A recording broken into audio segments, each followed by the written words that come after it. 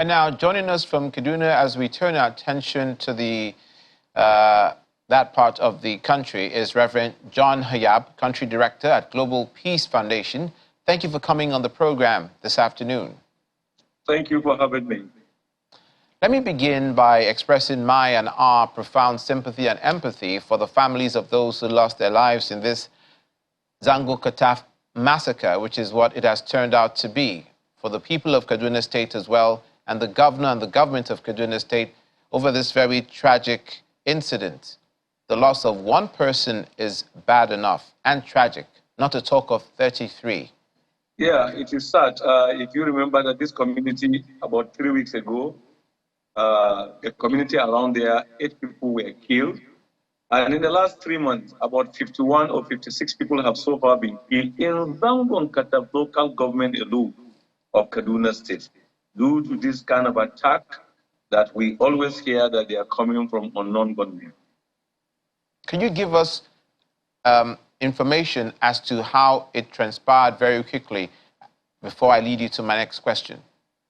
Well, you know, mostly these attacks happen in the night when people are sleeping. That's why some of us who have been working in trying to promote peaceful understanding are careful with some of the terms that are being used.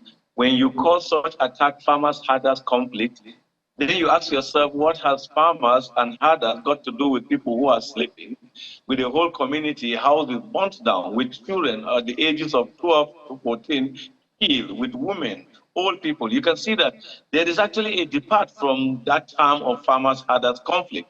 What is really happening is that there are criminal elements who have an agenda or who have a particular issue they want to settle, but they have always hide on this farmers herders conflict, and they are inflicting pains on citizens. They are causing harm on citizens, killing and maiming and destroying lives and properties.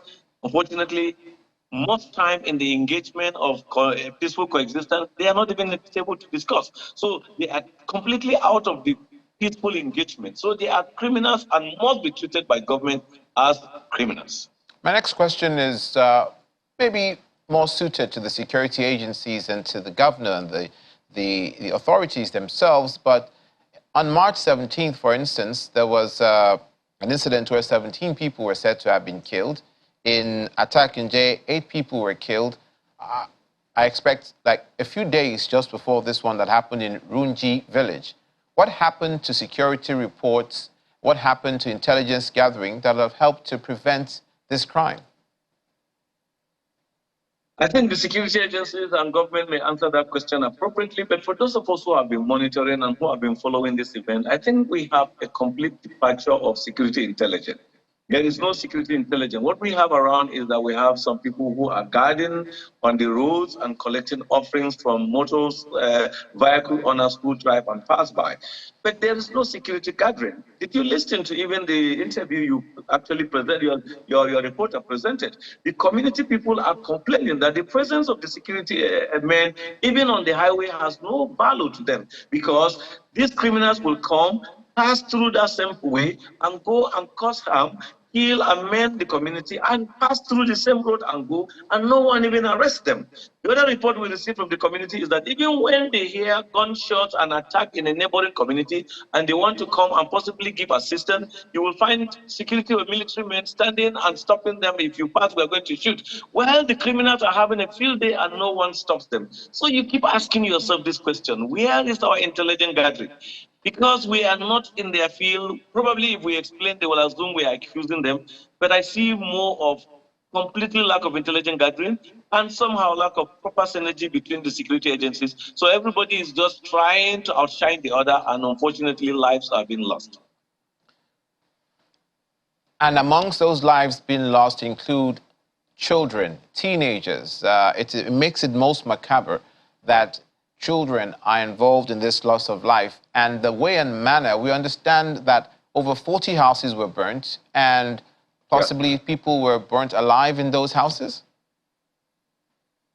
You see, if you look at the barbaric nature that these bandits kill people, it actually creates problems. The fact is that I don't even understand how citizens who pass through this terrible experience can be patriotic. Because how could you be sleeping in your house and someone just come, set your house ablaze, kill your sibling, kill your neighbor, kill your brother, kill your relatives, just like that, in such a very terrible way. And you know that we don't have a case of arrest. One of the examples that we always have is to show that when the chief of the king of Ajara was kidnapped by some criminals, eventually government paraded them and that they have been kidnapped, they have been arrested. As I speak to you, this is almost how many years? Nobody has been prosecuted. So as long as these evil people can have a field day, destroy life and destroy them in that very painful and barbaric way, and nothing happens to them, they always feel it is enough. Let me say this to the hearing of Nigerians. 2 women were stopped by these killers. These killers do not harm them, but they told them that, look, tell your people we have 3 months. We are coming back to destroy anybody. If the security say they have not had that, they've had it from me now. That 2 women, those women are alive. But you see, nothing will be done until another attack, and we'll come to the television and just give rhetoric explanation and nothing changes. Reverend Hayab, then, what, in your opinion, is the reason why southern Kaduna is bearing the brunt of these attacks? Why is it happening over and again? It seems to me that particular local government is being targeted. I feel strongly that has become the reason for this attack is because we've not been able to call these attacks by their names. So we hardly address the issue. We are just addressing symptoms. The fact that we are even addressing what is not. And one of the examples I did cite when I started explaining in this program is when you call such evil that is a farmer's herders conflict. Where are the farmers in this matter? Where are the herders in this matter? When you now do that, okay, you call them to a meeting and you call the few Fulanis who are actually herders and the community who are farmers. But those Fulanis that you bring to the table to discuss are not these killers. They are not the ones killing the people. They don't even know what is happening. The fact is that they are even victims themselves. So until we start calling this or knowing exactly what are these killers doing and who are these killers and deal with them as criminals and arrest them and show them that there is government and there is a law in this land. But giving them different titles and different nomenclature or different names will further just compound the problem. As a religious leader, one of the things I've learned is that many times once this killing happened, we'll just call faith leaders, Khan and JNI or Jamaat Nasir Islam and Christian Association come to a meeting and we'll beam them on television and say religious leaders have called that there should be peace. Unfortunately, these religious leaders don't even know the killers. They don't even have access to the killers. So these people are people that the power and the force of the law should deal with them. There is no religious leader that if such killers or bandits are arrested will come and say, no, leave them because they are my subject.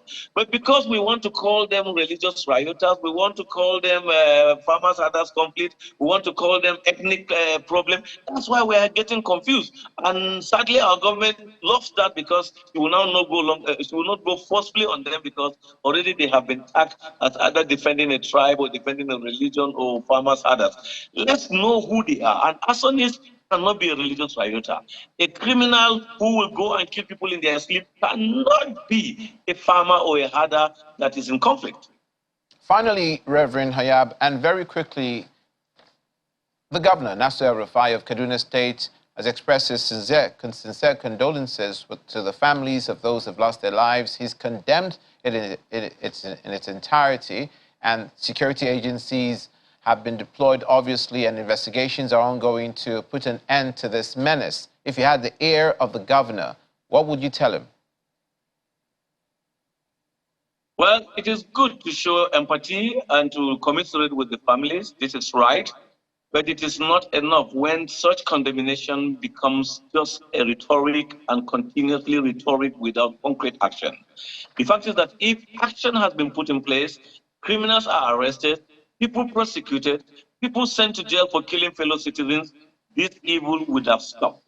But what we see is that, oh, we deeply regret this that happened, we condemn it, and we're calling on security agents to do something. And after 1 month, another one will appear or will happen again, we'll just say the same condemnation. I think people, these criminals have now known that this condemnation is just a toothless condemnation. It cannot bite. When government start biting and saying that enough is enough, these are my citizens, you can't cause them pain, you can't cause them sorrow, you can't stop them from sleeping. We must go after you, arrest you, and whoever is your sponsor, we expose you. I can assure you that this will end in a very short time.